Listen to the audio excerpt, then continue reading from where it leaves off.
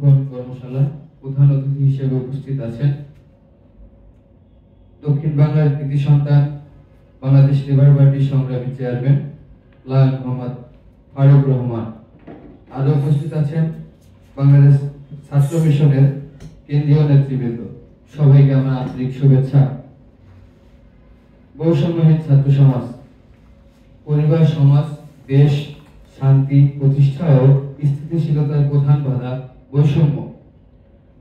বৈষম্যহীন ছাত্র সমাজ বলতে এমন একটা সমাজকে বোঝানো হয়েছে যেখানে সকল ব্যক্তি, লিঙ্গ, ধর্ম, বর্ণ, অর্থনৈতিক অবস্থা, সামাজিক অবস্থা বা শারীরিক সমতার ভিত্তিতে কোনো ধরনের বৈষম্যের শিকার হয় না।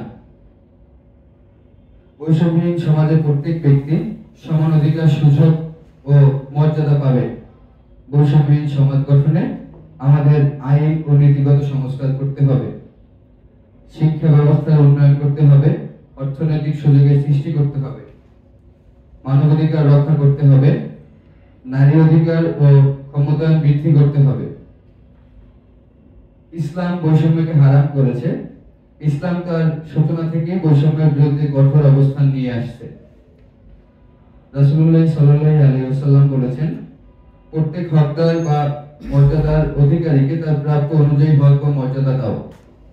বুখারী 1968। আজকের এই বাংলাদেশ ছাত্র মিশন কর্তৃক আয়োজিত বৈষম্যহীন ছাত্র সমাজ গঠন শীর্ষক প্রশিক্ষণ কর্মশালায় এর মধ্য থেকে আমরা বৈষম্যহীন সমাজ গঠনের প্রচার, বৈষম্যহীন সমাজ গঠনের কার্যকারিতা, এগুলো নিয়ে বিশেষ আলোচনা করবে আমাদের উপস্থিত অতিথিগণ। ধন্যবাদ সবাইকে। আসসালামু আলাইকুম।